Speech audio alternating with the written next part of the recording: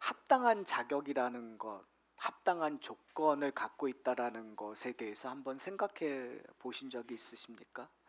여러분은 합당한 그리스도인입니까? 여러분은 합당하게 어떠한 지위를 갖고 계십니까? 사실 오늘 본문을 읽으면서 이 유대의 장로들이 이 백부장을 보고 이는 합당한 사람입니다라고 얘기했어요. 어떻게 보면은 정말 놀라운 고백이거든요. 그러니까 오늘 이 백부장이 사랑하는 하인이 종이 낳은 것은 정말 이 사람이 합당했기 때문에 예수님으로부터 병 고침을 받았을까요?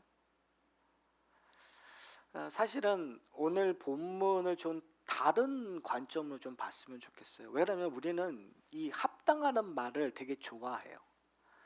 그러니까 우리 신앙생활을 하시면서 이 복도 합당하게 받기를 원하고 우리가 인정을 받는 것도 합당하게 받기를 원하는 것 같아요. 저희가 사실은 공정사회, 이러한 민주주의 그리고 옛날과 다르게 정의와 공의가 공정함이 드러나는 사회에 지식적으로 익숙하죠. 그게 정말 실현되는가는 다른 이야기지만 그런데 사실은 교회 안에서도 우리는 그 합당한 자가 되기를 참 원하는 것 같아요. 저는 틀리지는 않다고 봐요. 그러나 교회 안에서 합당한다는 의미는 좀 다른 의미이지 않을까라는 생각을 해요.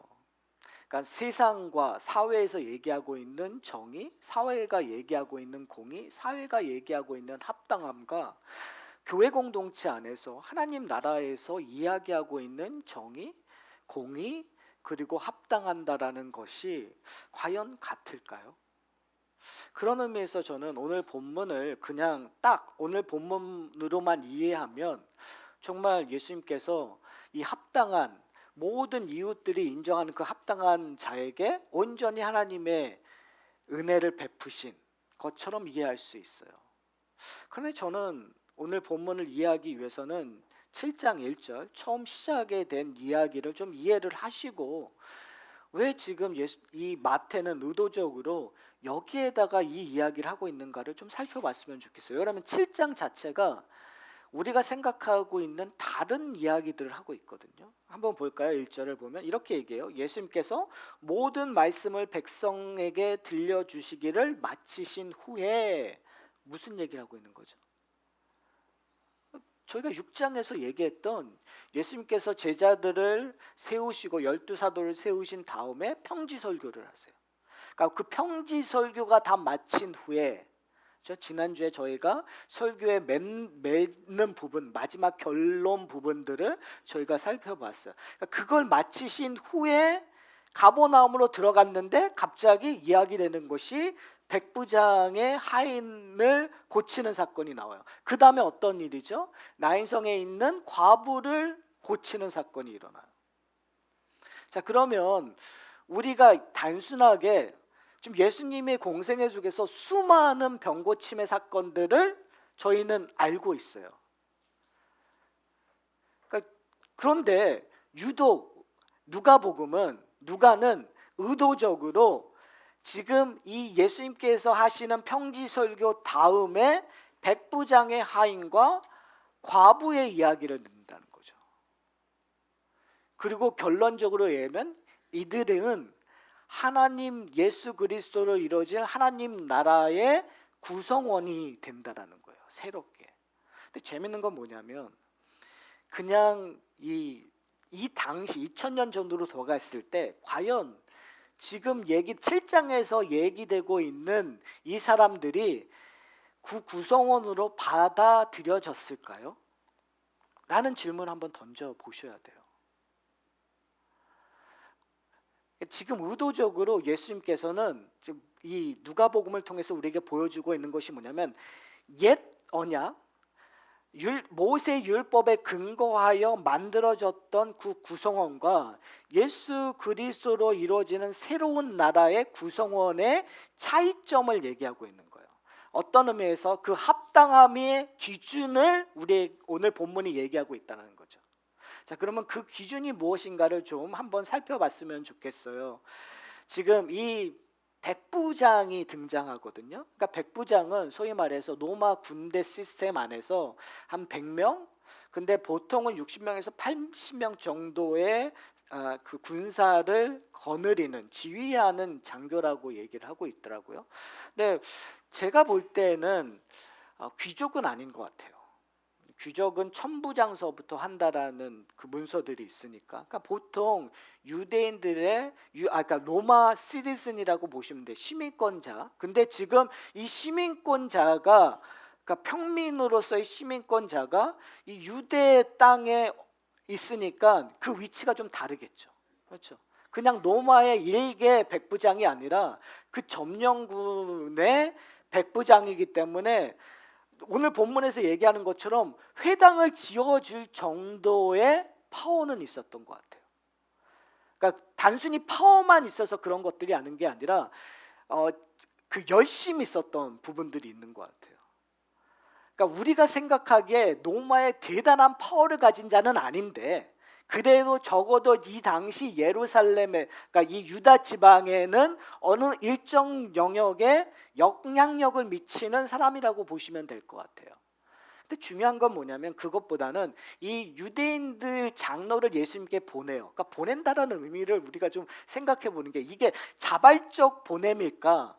아니면 그냥 권력에 의해서 보내는 걸까라고 우리가 의심할 수 있잖아요. 근데 어떻게 보면은 자발적 보냄에 수긍하는 것처럼 보여요. 왜 그러냐면 뭐라고 고백을 하냐면 이 유대 장로들이 예수님께 나와서 이렇게 얘기해요. 4절에 보면 간절히 구했다고 얘기해요. 그러면서 뭐라고 하냐면 이 일을 하시는 것이, 하인의 종을 고쳐주는 것이 이 사람에게 합당하다라고 얘기해요.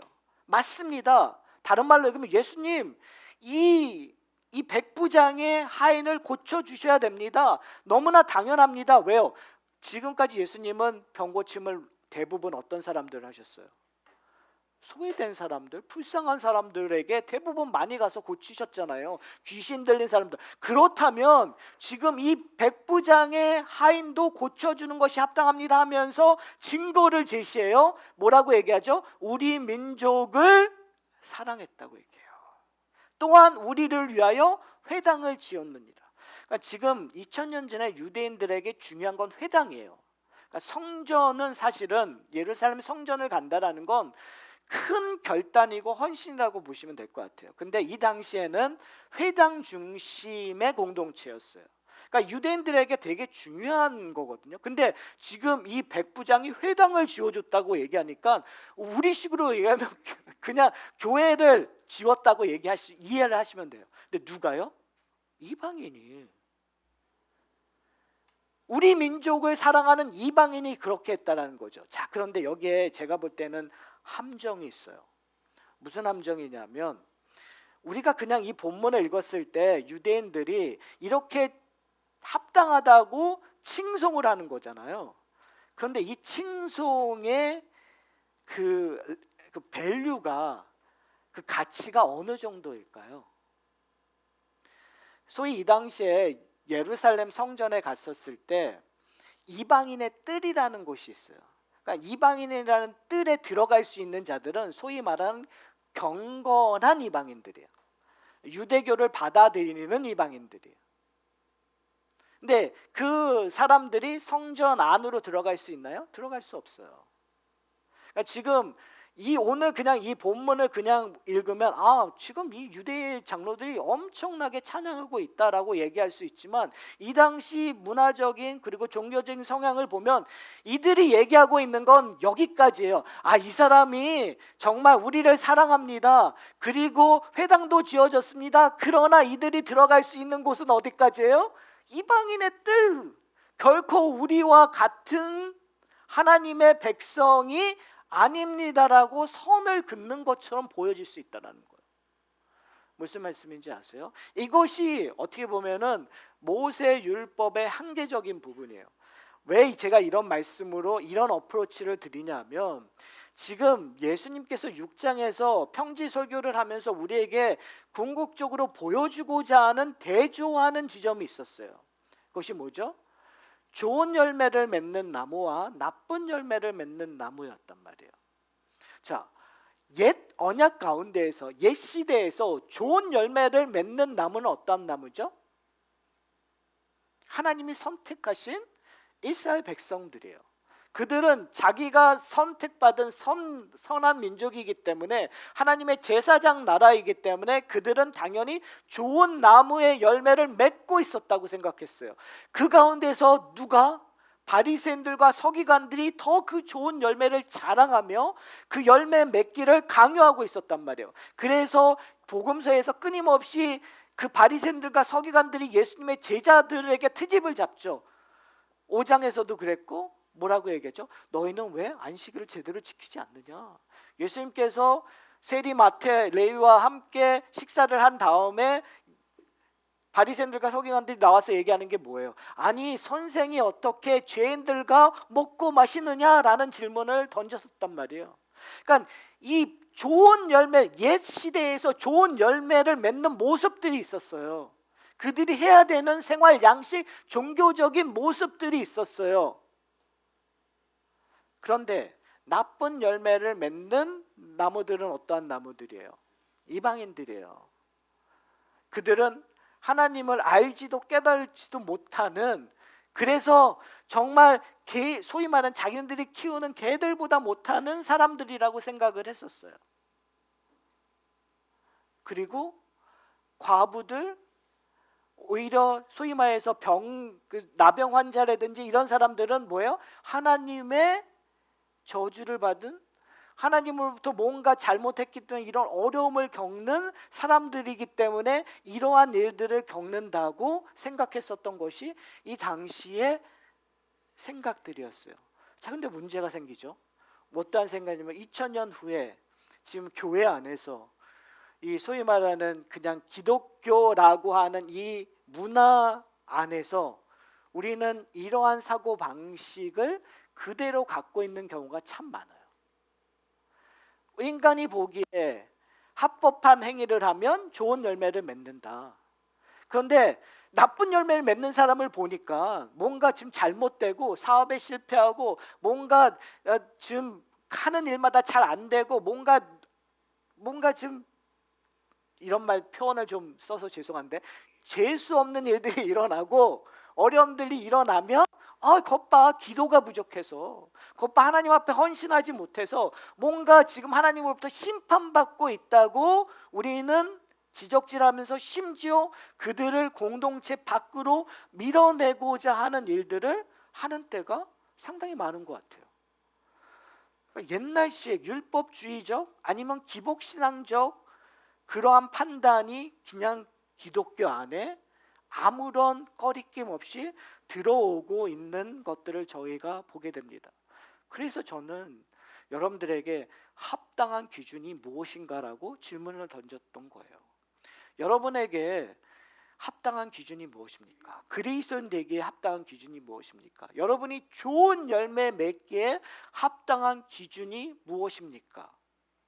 오늘 본문은 그 합당한 기준을 이 백부장을 통해서 이야기하고 있는 거예요. 병고침, 그러니까 이제 유대 장로들이 원했었던 건 단순한 병고침이에요. 그러나 예수님은 이 백부장을 고치는 일을 단순히 병고침의 사건으로 이야기하고 있지 않아요. 왜요? 이 이야기의 결론이 뭐죠? 9절에 보면 이렇게 얘기해요. 너희에게 이르노니 이스라엘 중에서도 이만한 믿음을 만나보지 못하였노라. 뭘 얘기하고 있는 거예요? 구원의 얘기를 하고 있는 거예요. 무엇을 얘기하고 있는 거예요? 새로운 나라의 원리를 얘기하고 있는 거예요. 그러니까 지금 유대 장로는 이 사람의 그 하인의 병 고친 것이 합당합니다라고 얘기하고 있는데, 예수님께서는 이 하인을 고침으로 말미암아 하나님 나라의 구성원은 이럴 거라고 얘기하고 있는 거예요. 자, 그러면 이 차이점이 뭐냐라는 거죠. 그렇기 때문에 우리는 그 눈을 바꿔야 돼요. 어떻게 바꿔야 되냐면, 예수님 이 백부장과 예수님이 하고 있는 것들을 좀 봐야 될 것 같은데요. 이렇게 얘기하고 있어요. 7절을 6절을 보면 이렇게 얘기해요. 먼저 유대 장로를 보냈고요. 6절에 보면 예수께서 함께 가실 때에 이에 집에서 멀지 아니하여 백부장이 누구를 보내죠? 벗을 보내요. 근데 벗을 보내서 얘기하고 있는 내용을 보면 이렇게 얘기해요. 주여 수고하지 마옵소서. 내 집에 들어오심을 나는 감당하지 못하겠나이다. 그러므로 내가 주께 나가기도 감당하지 못할 줄 알았나이다. 자, 뭘 얘기하고 있는 거죠? 지금 백부장이 자기의 존재에 대해서 얘기하고 있는 거예요. 자기 고백이에요. 내가 주께 나가지 못하는 걸 감당하지 못하겠나이다. 참 의아했죠. 왜요? 백부장이 예수님께 나가도 되는데 굳이 누구를 먼저 청해서 보냈던 거예요? 유대들의 장로를 먼저 청해서 보냈던 거예요. 근데 예수님 진짜 오시니까 그 다음에 벗을 친구들을 보낸 거예요. 근데 그 보낸 이유가 뭐냐면 내가 예수님께 나가는 것을 감당치 못하겠다라는 거예요. 근데 잘 생각해 보세요. 유대 장로들은 어떤 뉘앙스일까요? 예수님, 이 사람이 어떤 사람입니까? 우리를 사랑하고 회당을 고쳤던 사람입니다. 이 정도 우리가 얘기했으니까 예수님 빨리 병 고치십시오. 내가 왔으니까 예수님 병 고치십시오. 자, 아까 처음에 얘기했던 뉘앙스가 상당히 다른 뉘앙스죠. 자, 누가 더 파워를 갖고 있는 거예요? 유대 장로들이 생각하기에는 누가 합당하고 누가 더 파워가 있는 거예요? 백부장이란 말이에요. 근데 지금 예수님께서는 왜 이 백부장의 믿음이 뛰어나냐고 하냐면 결국은 백부장은 어떤 마음을 가졌기 때문에요. 지금 예수님의 평지 설교대로 얘기하면 마음이 가난한 자예요. 가난한 자예요. 낮은 자리로 간 자예요. 저는 오늘 본문을 통해서 이 백부장이 이렇게 구원의 경험들을 할 수 있는 유일한 방법은 지금 이 결말 부분에서 탕류가 왔었을 때, 환난과 어려움이 있었을 때 집을 어디에다 지어야 된다고 얘기했죠? 흙에다 지을 것인가 반석에다 지을 것인가? 결국은 백부장은 그 반석이 누구인지 흙과 반석의 차이를 알았었던 거예요. 백부장은 반석이신 예수 그리스도를 알았어요. 근데 그 예수 그리스도를 어떻게 하냐면 자기의 존재가 어떠한 자인지 알았어요. 백부장은 자기가 합당한 자인가를 아닐까를 깨달았을까요? 그는 유대인들 장로가 얘기하는 것처럼 병 고침에 받기에 합당한 자라고 생각했었을까요? 아니죠. 모든 병 고침을 기록했었던 그 기록에서 다 나오는 건 아니지만 대부분에 나왔었을 때 외침의 소리들이 있었습니다. 그 외침의 소리는 뭐냐면 예수여 예수여 나를 불쌍히 여겨주시옵소서. 나에게 긍휼하게 여겨주십시오라는 외침이었어요. 내가 합당해서 나를 고쳐달라고 얘기하는 사람은 없었어요. 나를 불쌍히 여기셔서, 그렇죠? 그럼 뭘 얘기하는 거예요? 자기의 연약함을 얘기하는 거예요. 다른 말로 얘기하면 우리가 반석 위에 우리의 집을 짓기 위해서는 어떻게 해야 돼요? 나의 연약함을 고백해야 돼요. 내가 보잘것 없음을 고백해야 돼요. 근데 재밌는 건 뭐냐면 흙 위에다 짓는 집들은 뭘 강조하는지 아세요? 자기의 강함을 강조해요. 자기의 집의 위대함을 강조해요. 자기의 능력을 강조해요. 내 집이 얼마나 합당하고 내 능력이 얼마나 합당한가를 생각하기 때문에 파운데이션에 관심이 없어요. 그렇기 때문에 흙의 집을 지어요. 오늘 본문에서 왜 백부장의 믿음을 강조하냐면 백부장은 어디에 집을 지어야 되는지 알았어요. 누구를 의지해야 될 줄 알았어요. 그러기 위해서 그가 할 수 있는 가장 중요한 것은 예수님께서 나에게 오시는 것도 감당하지 못하겠지만 결국은 내가 예수님께 나갈 수도 감당할 수 없습니다. 왜요? 나는 연약한 존재이니까. 이걸 조금 더 신학적으로 얘기하면 우리가 하나님 앞에 나갈 수 없는 존재란 말이에요. 죄 때문에. 그렇죠? 근데 우리가 하나님 앞에 나갈 수 없음에도 불구하고 우리가 지금 함께 예배 드릴 수 있는 걸 뭐라고 얘기하죠? 은혜라고 얘기하잖아요. 그렇다면 우리가 하나님 앞에 나갈 때 어떠한 마음으로 나가셔야 될까요? 하나님, 오늘도 제가 하나님의 원하시는 대로, 말씀하신 대로 순종하고 나갑니다. 하나님, 나 이것도 했고요, 저것도 했고요. 정말 하나님 자랑스럽지 않습니까?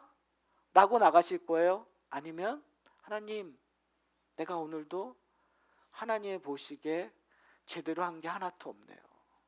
부족하네요. 하나님, 내가 하나님 앞에 나가는 거 감당하지 못합니다. 여러분, 그런 마음으로 나가고 계십니까? 만약에 그런 마음으로 나가신다면 이곳이 은혜의 장소가 되는 거예요. 이곳이 베델이 되는 거예요.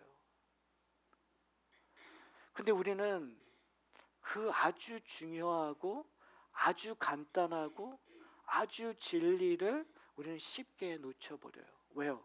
우리도 모르는 사이에 신앙생활을 합당함 태도, 합당한 사람이 되기 위하여 우리는 훈련을 받았었던 것 같아요. 교회 신앙생활을 하면서. 근데 하나님 나라, 새로운 예수 그리스도로 나오는 그 새로운 나라는 누가 합당하시기 때문에요? 예수 그리스도가 합당하시기 때문에. 예수 그리스도가 반석이기 때문에 우리는 예수 그리스도의 합당함으로 하나님 앞에 나가는 거예요.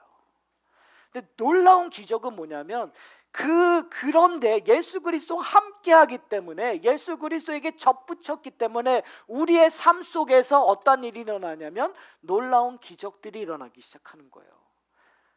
놀라운 열매들이 맺혀지기 시작하는 거예요. 누구 때문에요? 예수 그리스도 때문에, 성령 때문에 내 마음, 강팍한 내 마음 속에 사랑의 능력이, 내 강팍하고 정말 아무것도 할 수 없는 그러한 무능력한 내 삶 속에서 성령께서 나를 움직이셔서 긍휼함이, 사랑이 드러나는 놀라운 기적들을 경험하게 되는 거죠. 그래서 이렇게 얘기해요. 이 백부장이 뭐라고 얘기하냐면, 본인도 누군가의 부하고 나도 누군가의 상관입니다. 그러니까 주인께서 나에게 가라고 하면 가겠고 오라고 하면 올 겁니다. 그러니까 제발 명령만 내려주시옵소서라는 얘기를 하고 있는 거예요. 여러분, 이건 누구를 의지하는 거죠? 어떠한 관계를 설정하는 거죠? 나와 예수님의 관계를 설정해 버리는 거예요. 예수님을 뭐라고 고백하는 거예요? 주인으로 고백하는 거예요. 사랑하는 성도 여러분, 연약함의 핵심은 뭐냐면 나의 주인을 발견하는 거예요. 그러니까 우리가 생각하는 연약함, 난 아무것도 못해, 이런 의미로만 이해하시는 것이 아니라 내가 연약함을 고백하는 순간 나의 주인이 설정되는 거죠. 이게 되게 아이러니컬해요. 사탄은요, 우리를 유혹했을 때 어떻게 유혹하는지 아세요? 야, 내가 너에게 파워를 줄게, 나를 따르라고 얘기를 해. 사탄, 그러니까 보통의 사탄들은 우리에게 이것만 더 하면 내가 복을 줄 거야. 끊임없이 우리에게 약속, 헛된 야망, 헛된 꿈을 줌으로 말미암아 그것들을 쟁취하게끔 만들어요. 그래서 결국은 우리로 하여금 하나님을 떠나서 파멸에 이르게 한단 말이에요. 그것이 사탄이 성도들을 유혹하는 전략이란 말이에요. 근데 예수님께서 이 새로운 나라의 원리를 보면은요, 의도적으로 강한 자임에도 불구하고 자기를 연약한 자로 고백하기를 원해요. 그래서 항상 얘기하는 게 뭐예요? 너희가 높고자 하면 낮아질 것이고 너희가 낮은 자리에 있으면 높아질 거라고 얘기하잖아요. 그러니까 이게 낮은 자에게만 얘기하는 것이 아니라요, 모든 걸 가진 자에게 얘기하는 거예요. 너희가 가졌다고 자랑하지 말고 오히려 낮아져라. 낮아지기 위해서 여러분 어떻게 해야 돼요? 여러분 잘 생각해 보세요. 뭐 저희같이 돈이 없는 사람들은 이렇게 하기 좀 그렇지만 돈 많은 사람이 낮아지려면 어떻게 해야 되죠? 우리가 오해하는 게 그러면 내가 싸구려 옷 입고 싼 차 타고 그런 의미로 얘기하는 게 아니겠죠. 나눠버려야 되는 거 아니에요. 내가 가진 부를 나누는 거예요. 그래야 낮아지는 거잖아요. 근데 나눌 때 어떻게 나누는 거예요? 하나님이 원하시는 대로. 내가 하나님의 사람이니까, 나의 주인이니까 이 부도 나의 돈도 누구의 것이에요? 하나님의 것이는 거예요. 그러니까 하나님이 원하신 대로 쓰다 보면 내가 밀리언을 벌든 천불을 벌든 똑같은 자리에 서게 되는 거예요. 초대교회의 파워풀했었던 것은 바로 거기에 있어요. 내가 장관이든 내가 CEO든 내가 뭐 어떠한 명예직을 갖고 있는 대단한 사람이든 하나님의 공동체에 오는 순간 내가 어떻게 해요? 의도적으로 낮아지는 거예요.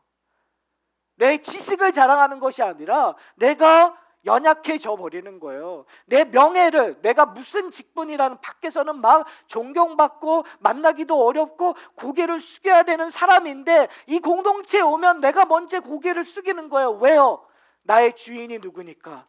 예수 그리스도이시니까. 근데 그거는 어떻게 해요? 의지적으로 하는 거죠. 누구의 도움으로? 성령의 도움으로. 왜요?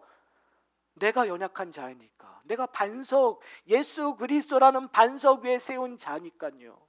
사랑하는 성도 여러분, 그렇다면 이것을 우리의 가정으로 들어간다면 유교는 가부장적이에요. 유교는 순위가 있어요. 그렇죠? 저희는 되게 가부장적인 데 살았어요. 당연히 아버지, 어머니, 죄송합니다. 뭐 유교도 그렇지만 어머니, 아버님과 실생활은 좀 다르긴 하더라고요. 하여튼 어머니, 아버님, 자녀도 이렇게 가는데, 만약에 우리가 아버지 된 자로서 오늘 본문에 우리에게 도전은 뭐예요? 우리의 반석인 예수님에 나온다면 내가 의도적으로 자녀를 섬기는 거죠. 의도적으로 아내를 섬기는 거죠. 의도적으로 내 딸을 섬기는 거죠. 사랑하는 성도 여러분, 오늘 본문에 우리가 적용이라는 부분에 있어서 너무 큰 적용. 난 부자도 아니야. 난 권력도 명예도 없는 사람이야. 라고 치부하지 마시고 우리의 가정 속에서 내 아내와 내 남편에게 이 일들을 먼저 적용했으면 좋겠어요. 뭐라고 얘기하시죠? 지금 의도적으로 우리에게 얘기하고 있는 거는 결국은 나는 연약한 자입니다. 근데 그 연약함은 어떻게 해요? 성령의 도우심으로 내려놔야 돼요. 사실은 이 말하기가 좀 어려운 부분이 있어요. 그러나 인간은 적어도 숨을 쉬는 순간 내가 지키고 싶고 내가 갖고자 하는 것들이 있습니다. 내가 아무리 나락에 떨어져도 기본적으로 내가 갖고자 하는, 그리고 그거를 누리고 그거를 구현해야 된, 내가 산다는 것들을 증명하고 싶어하는 부분들이 있어요. 여러분, 그것이 어딜까요? 가정이에요. 그래서 가정이 어려운 거예요. 내가 밖에서 인정을 못 받아도 내 가정에서는 인정받고 싶은 거예요. 그게 우리의 본성입니다. 사랑하는 성도 여러분, 솔직해 주셔야 될 것 같아요. 왜 지금 내 남편이, 내 아내가 나에게 이런 일을 하고 있는가? 여러분, 이건 당연한 거예요. 왜요? 그거를 내 존재, 내 삶의 이유로 지금 표현하고 있는 거예요. 내 부모가, 내 자녀가 왜 그런지 아세요? 그것이 삶의 이유인 거예요. 부모로서, 자녀로서 자녀가 살겠다고 소리치고 있는 거예요. 부모가 내가 내 인생 동안 모든 걸 바쳐서 내 삶을 살았다고 이야기하는 외침이에요. 지금 내 아내가 당신 때문에 내 인생 다 버리고 지금 몇십 년 동안 고생하고 있다라는 외침이에요. 내 남편이 지금 당신을 위해서 밖에서 뼈 빠지게 고생하고 모욕당하고 수치당하고 있다라는 고백이라는 사실이에요, 여러분. 남의 얘기가 아니라 우리 모두 살고자 하는 이야기예요. 사랑하는 성도 여러분, 그게 인간의 본성이고 우리의 한계입니다. 근데 중요한 것은 뭐냐면 예수님께서는 이 백부장이 믿음 있다고 얘기하는 거 바로 어디예요? 바로 내가 당신에게 가는 것을 감당할 수 없습니다. 당신 가라 하면 가겠고 오라고 하겠으니 하나님, 예수님 명령만 내려주시옵소서. 예수님의 화답이 뭐죠? 내가 이스라엘 중에 이만한 믿음을 만나지 못했다라고 화답하세요.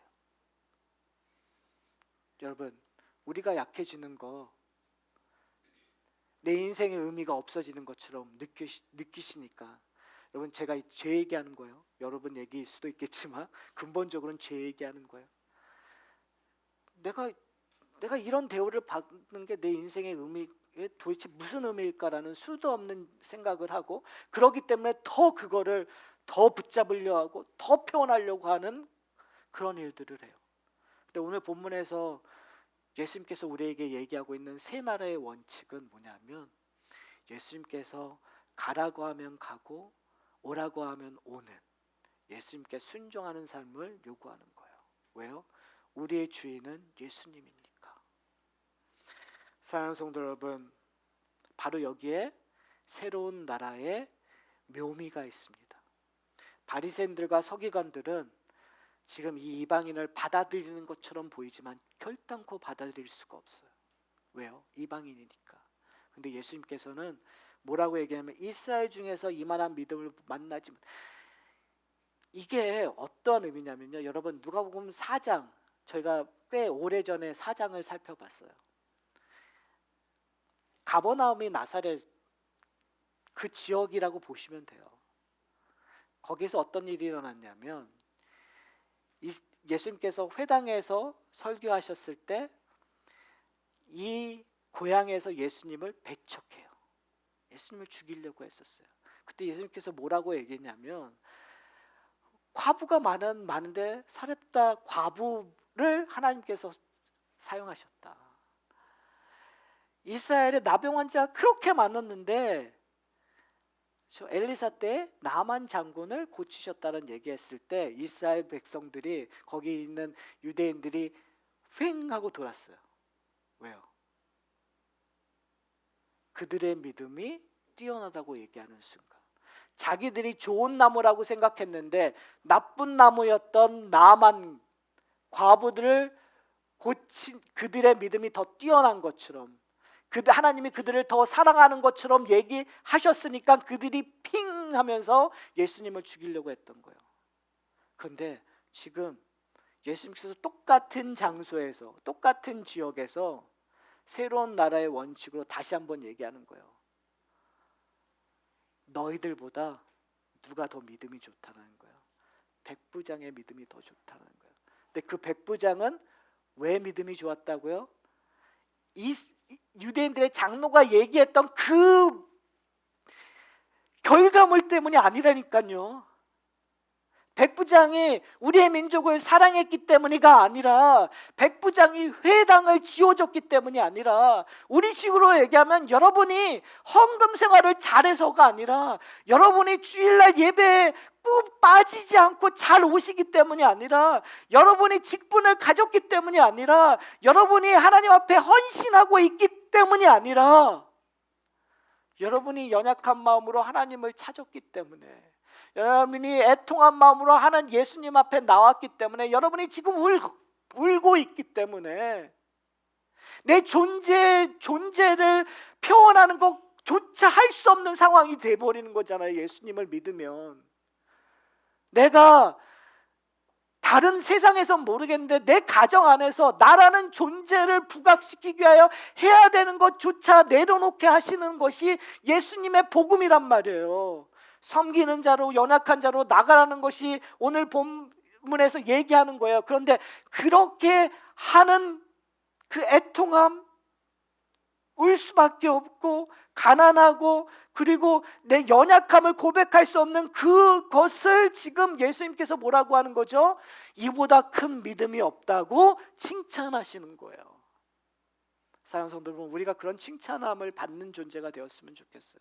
여러분의 가정 속에서 저는 제가 이거를 잘하고 있으면 제가 애통해할 수 없겠죠. 그런 의미에서 잘 이해하고 들어주셨으면 좋겠어요. 여러분, 저는 여기에 희망이 있다고 생각해요. 우리가 할 수 없는 일들을 하는 일들이 우리의 인생 속에서, 우리의 신앙 속에서 일어나는 거라고 저는 생각합니다. 연약한 마음으로 내 그러한 못된 모습들이 예수 성령의 도우심으로 바꿔가는 모습을 통해서 우리의 믿음들이 증거되기를 소원합니다. 사랑하는 성도 여러분, 어떻게 보면 다른 사람들이 보기에 괜찮지 않는 인생일 수 있어요. 다른 사람들이 보기에 별로 따라가고 싶지 않는 인생일 수 있어요. 다른 사람들이 보기에 하찮은 믿음일 수 있어요. 그러나 예수님이 보시기에 우리의 주인이신 예수님께서 이만한 믿음이 없다고 이야기해 주시면 끝나는 거 아닌가요? 다른 사람이 보든 우리의 가정 속에서 1년 후에 우리가 이렇게 예수 그리스도를 주인이라고 고백하고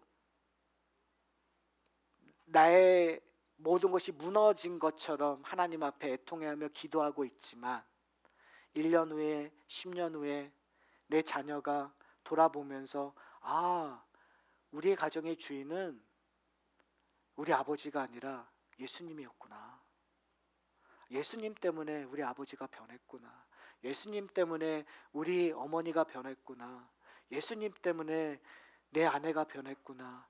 예수님 때문에 내 남편이 변했다고 얘기하면 그것보다 더 큰 복이 어디 있을까요? 사랑하는 성도 여러분, 그렇기 때문에 우리 공동체도 그냥 이 모습 이대로 하나님이 기뻐하신 그 일에 한 발자국 한 발자국 가면 저는 된다고 생각합니다. 왜요? 우리의 주인은 예수 그리스도이기 때문에 이 모습 이대로 우리를 받아주신다.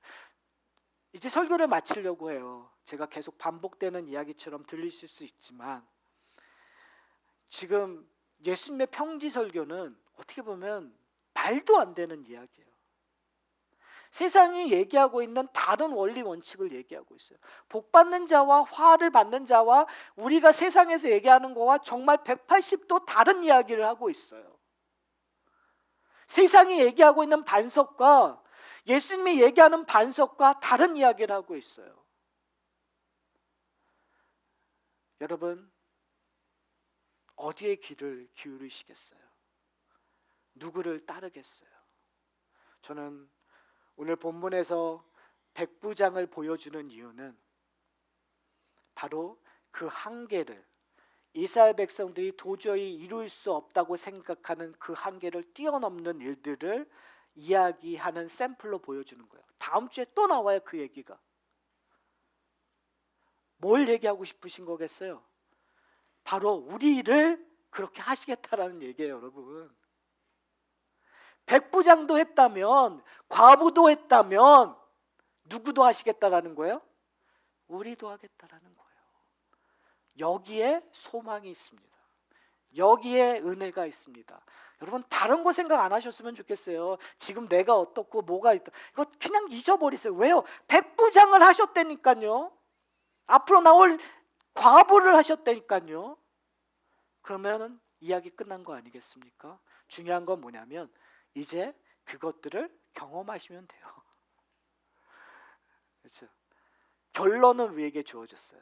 그럼 이제 중요한 건 뭐냐면 그 일들을 어떻게 해요? 순종하며 따라가는 것, 예수 그리스도와 함께하는 것들을 경험하는 저와 여러분이 되시기를 소원합니다. 우리 함께 기도하시겠습니다.